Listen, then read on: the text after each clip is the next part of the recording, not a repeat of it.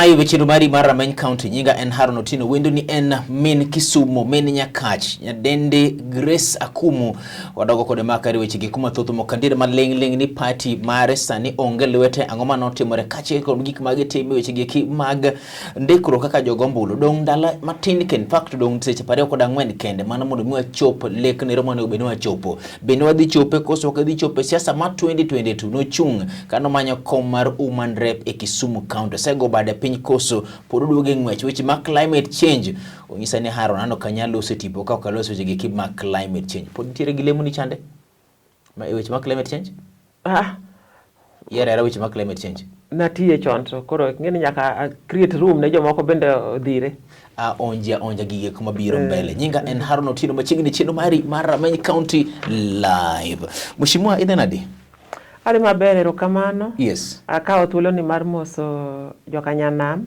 ne oyawore uru kata oimore uru kuom ruoth ageno ni untie nyaka nwawo last time ambe Nyasaye orita kizungu wacho ni you are looking good kichal ng'ato manitiere dala in dala in Kisumu in Mombasa so in kani antie Nyakach yes madakie to kenda puro yes to ka Nyasaye orita kamano taduoko nero kamano imako weche mag pur mipuro matin michamo ni reko so mipuro miuso nyaka michamo kamano okelo penjo moro min Kisumu in kanye ilal sane wang oganda alal nikech sama okoyieri nyaka iwe jok moyier ti yes okay interfere kodgi but kiluonga ta biroga yes awuoyo gi jopiny weche ma nitie wakati no weyo mok ichando gi seche magitiyo to kod bedo ng'at minyalo winj duonde ka gimoro timore kata nyalo ne kano dhi lieti mo kata go mbaka kamoro gin gik mopogore in dwa chal ng'at ma ok ne duto te yes aywago ji aywago siepe aywago wede kendo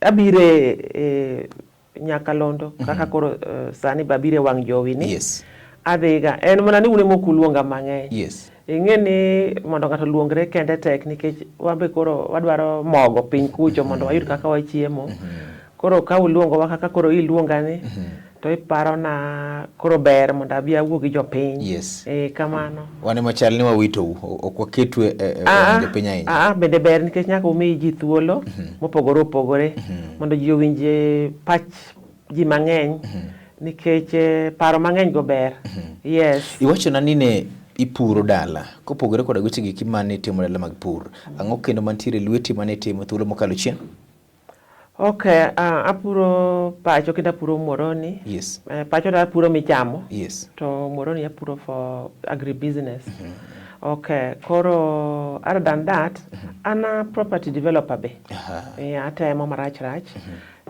ma survive go kamano so those keep me busy yes and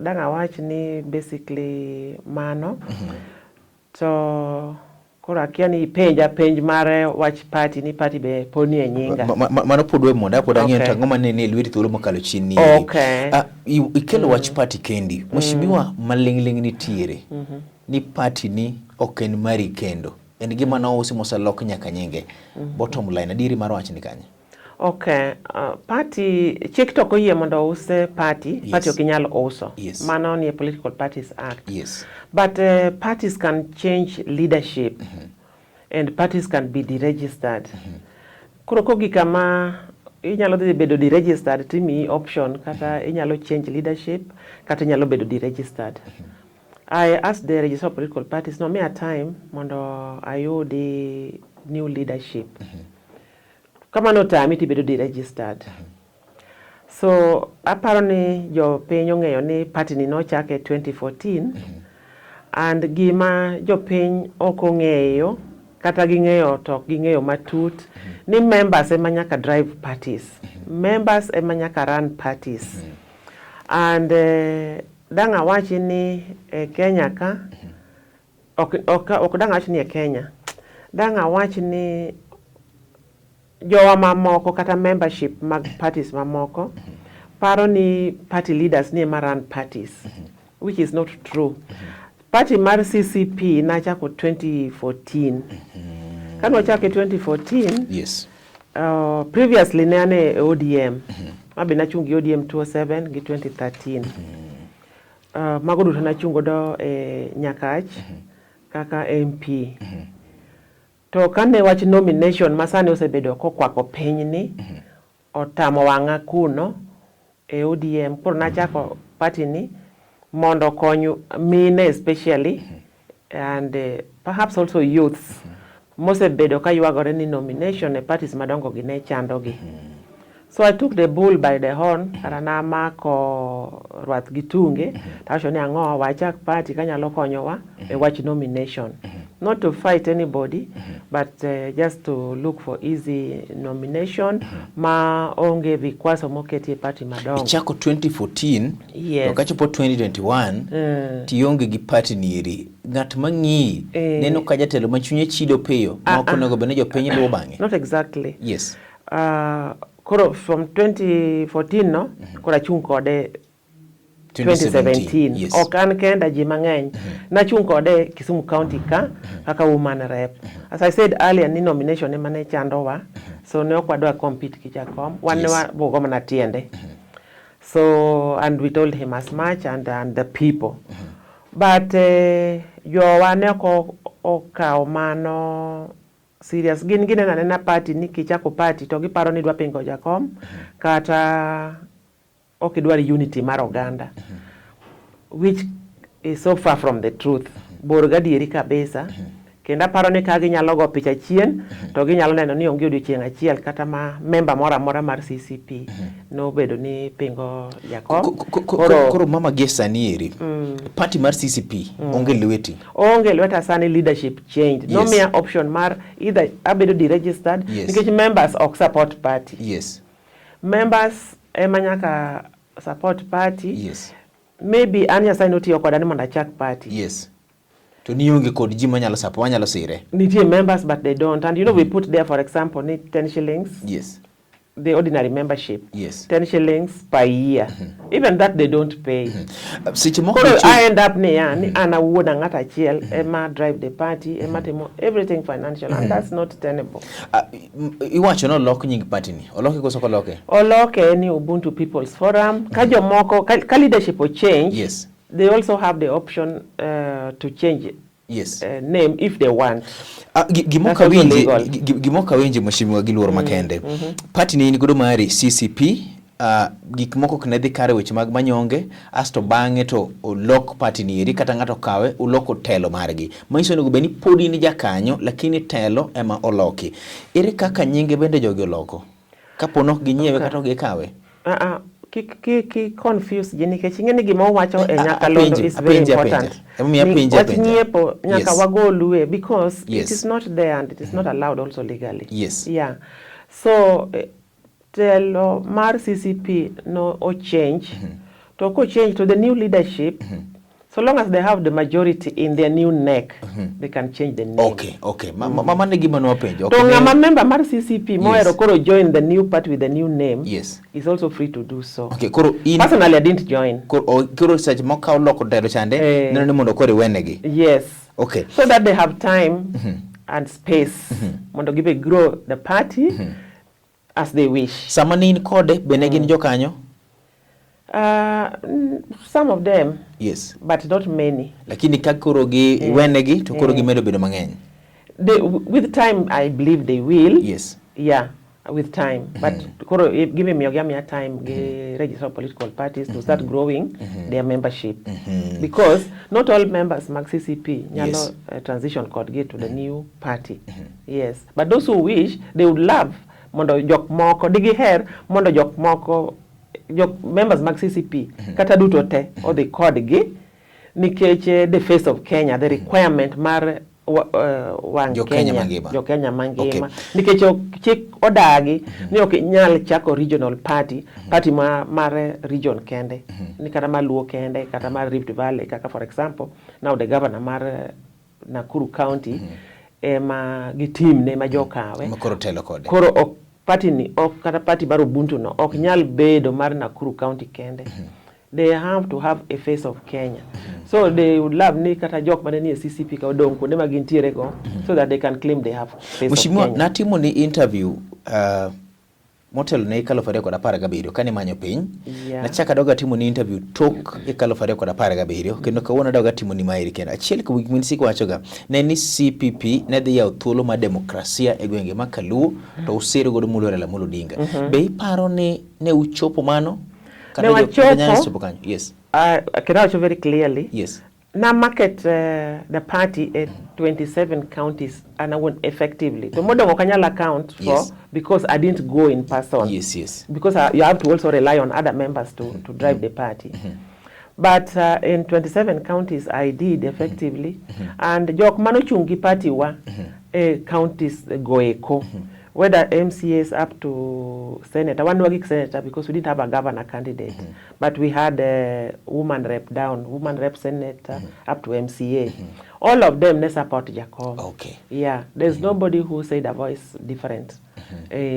Mheshimiwa kawa loso gik matimore saniri ndikruok mar ombulu. Give me penja ma important Yes. ni wa market party ni mondo wayargo demokrasia Yes. e piny Luo. We tried, but I think ni Joluo must say ni one wahero mondo wa export democracy. Having fought for it, kwa se gore mwachandre ne democracy mondo wakel kata wanya democracy e Kenya. Tocha kwa dire oko ne jomoke ma enjoy. Mondo gimodo jomoko mondo jomoke ma mondo enjoy. Okay. Dong kata bende nyako maber ok tedi e dala.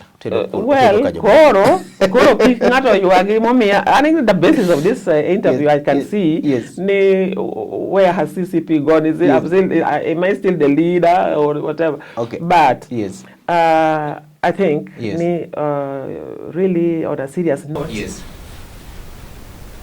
It is important mondo wa kidne democracy and kendo mondo wa enjoy. So but we're export kendo okwaero multipartism. Ndiko ombulu rumo kiny. Be mor gi kwan mano ndik e gwenge ma Kaluo kata mana target maro. To be kwa dhi chopo target mano miwa? I think the aggressiveness ma last week Yes. ma juma mokalo ji otemo kabisa both elected and non-elected and all leaders at whatever level in society osetemo nyaka mi lwedo kaka jo media unjo wuok oko uduto te media te mondo kwaji mondo owuogi mapoko register mondo dhi register. To ne ok otimre e piny Luo kende. Aparo ni nitiere voter apathy the whole country. So okay, kuonde moko otimo maber. To ok ni otimo maber nikech koro kuonde go to ji register duto kata 90%, 80%. They are still in the region mar 60%. Koro aparo ni Kenya mangima nitiere voter apathy, but personally kata na wuon na neno ni samoro wach corona Yes. odwa duongo wiji ahinya kata o affect ji ok duongo marach nikech ji register. Yes. But ing'eni ji mang'eny no wito tijegi, ji mang'eny obedo gi losses in the family, ji otho. Kata ing'eni gigi weji kakoro ijany. To magi gin midhiero mano omako Kenya mangima piny Yeah. maduong'. Eni kiny kende odiochieng' modong'. Kaka Bineno ka wanyalo yudo namba maber kiny. There is going to be improvement. Okay, there is Kata going to be piny Luo. improvement. Kata Yes. mane piny Luo kacha kod Kenya mangima. Manok pacha manopare mwacho Yeah. kod nyadendi Grace Akumu jachung'e komnero mar Umande Kisumu County live e chendo mari mar Rameny County. Unyisa ni Haron chal kagima interview ni eri kawuono ni idwa mana penjo weche gi mag party mar CCP. Tire weche mathoth mokalo mane kanyo be ne lungore nyaka bene ka chiemo mit ahinya to samoro ok inyal bile kende tinyalo bile titoke mathini bene mondo micham. Kik igole nikech oduogo tedo mari mar chendo mari mar Rameny County.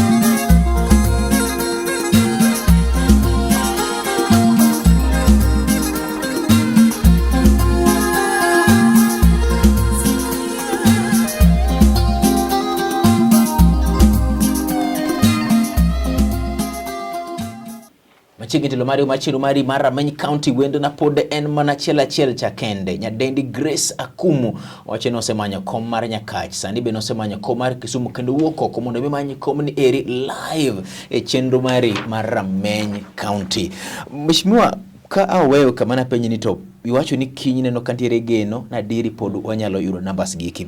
Adiri makene ne okwadhi chopo target mayudoro kaka jo Kenya 4 million mondo mine mede milion 19 ma intiere e kalo 2 to kod 17 chande. Nitiere kwayo manyien mondo mi IBC ochwali thuolo kata dogo bi chiw chieng' moro machielo mar mondo mi ndikruok. Ineno nade? Isiro paro koso kisiro? Asiro kendo ana wacho ni parliament onego bet ni noseyie mondo gony pesa moko ne IBC mondo odok koluwore gi gik ma wacho motelo ka ni corona ohinyo waka, ji lose families, ji lose members of families, ji lose tijegi, and then wane sani nitiere drought, koro chiemo onge malong'o be ineno, koro chandruok ni e piny, koro miyo onego parliament, members of parliament ogony IBC medgi pesa no nego gisetimo mano to pod gino time retroactively mondo IBC koyie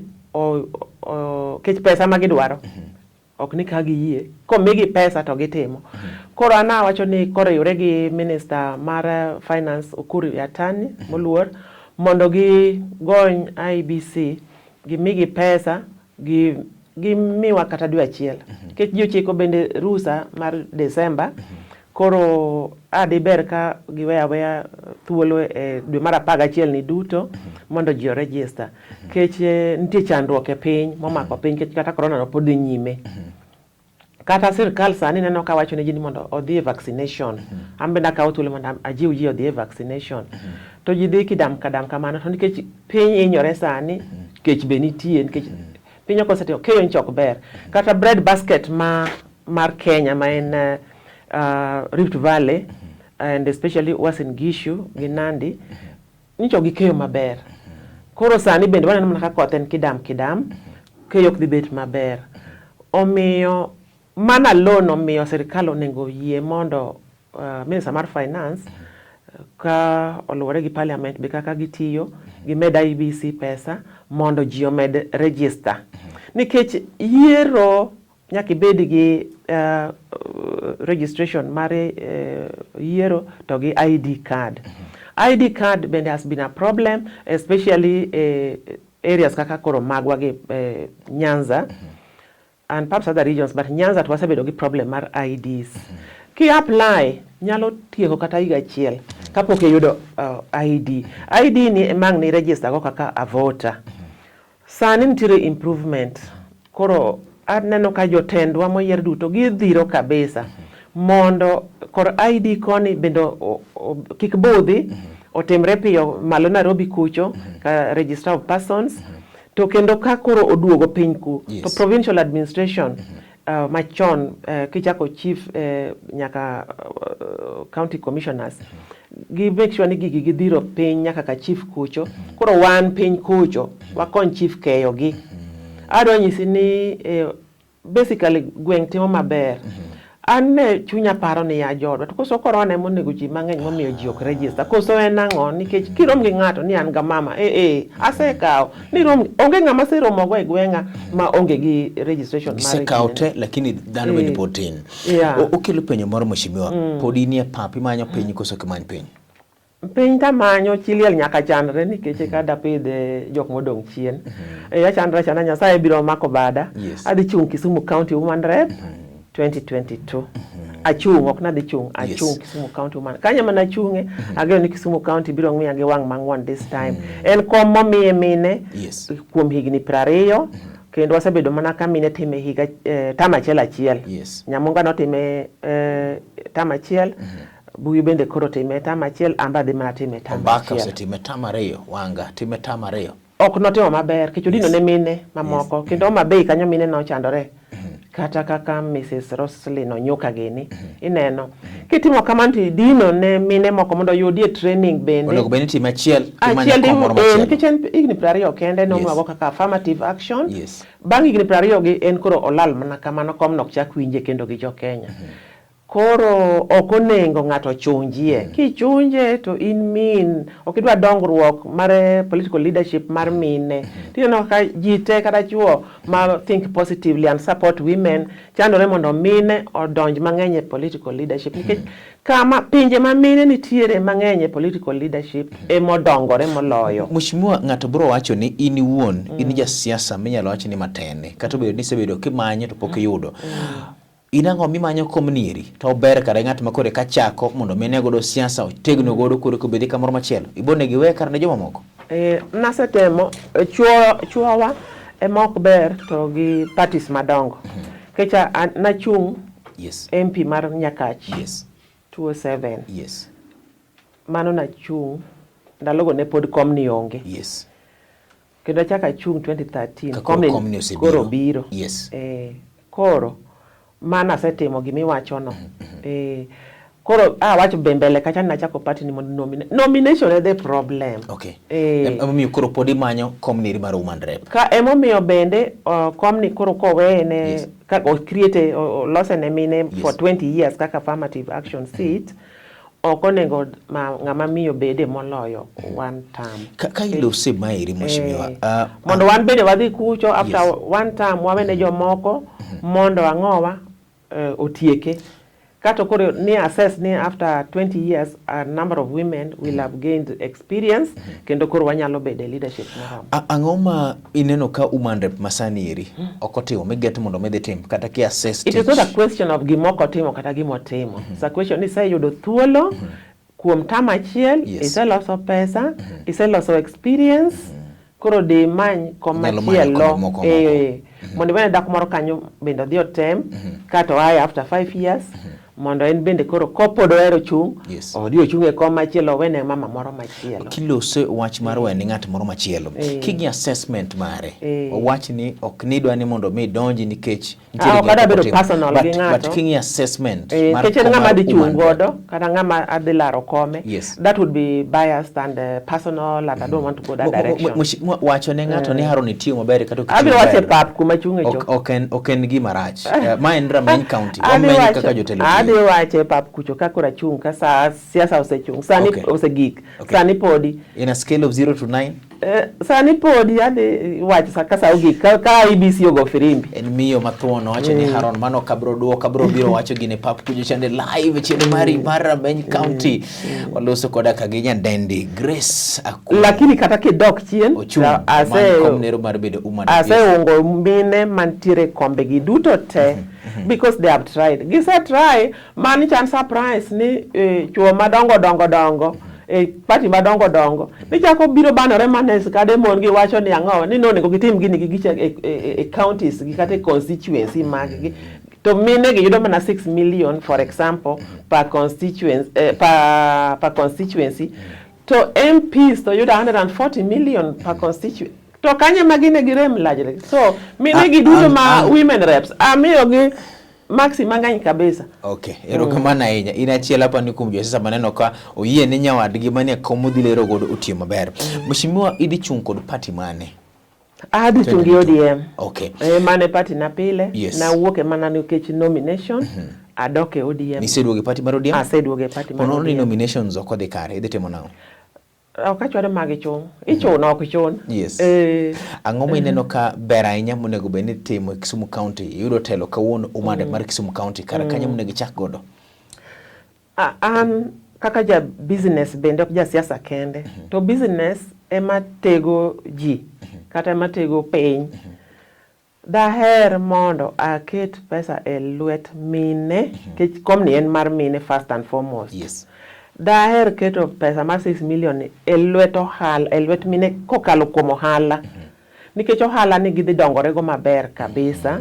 Ang'eyo gini nikech kana weyo tich ne ok atim go ohala chon to nadhi adonjo ohala kech ne an gi personal savings na kamera ne ter wach mar mbui kima climate change kod moro moka penj bilo wacho sacha uruma koro ang'eyo ni ohala en gima ber to koro kamigi gimoro mothechore manyalo mono gi chung kibiashara. Koro chon ne ok atim kaka wacho no ne ok atim ohala ta na aneno ni kuom ndalo matin ohala no ohala nyalo konyo mine kabisa. Koro adhi miyogi pesa moro malong'o ma miyogi chung' malo. Sani mwawuoyo ni nitie gima bende timore. Machielo kiyie iwena, abiro bet gi minego piny nikech mano to apacha kaka Grace Akumu donge. To nyaka bed kodgi piny wach mar public participation cha. Ka biro kako sani ane Kisumu Central, to nyaka bed gi mine moa Kisumu Central mondo walalre kodgi niya ere gima digi her. Kech pesa to sechiwe n'osuru mar ji duto, ere gima digi her ka pesa ni otimonegi maber moloyo pacha wuon. Kech pacha wuon ok paro mar minegi. Kamano kaka biro chiedo kodgi seche duto. Climate change gi 30 seconds. Sama wawuoyo ni endi nitiere lokruok mar kor lwasi kendo timore sani. Chon ka nochakore higa mar 88 ne wach jo science kende mane nigi wach ni.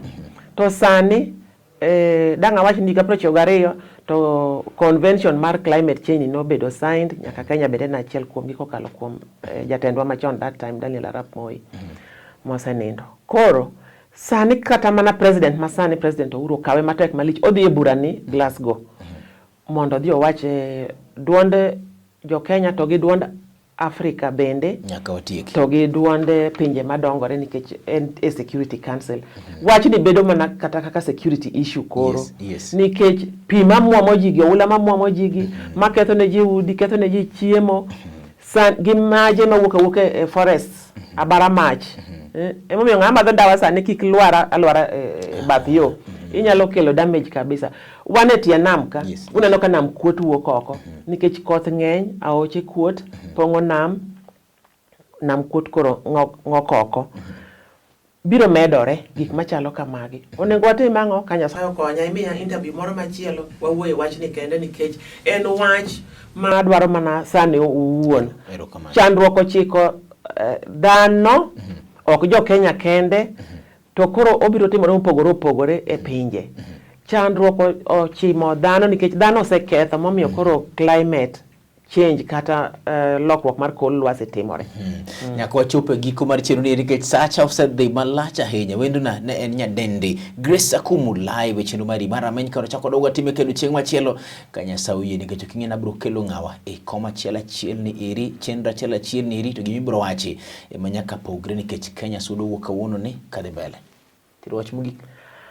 Wacho mana ni jo Kisumu County to gi jo Kenya duto aduogo e ODM adhi chung woman rep kom mane udhira go maber no wang' ni udhira maber chuth mondo akawe. Erokamano uru kuom ya. Bedo gotieno maber.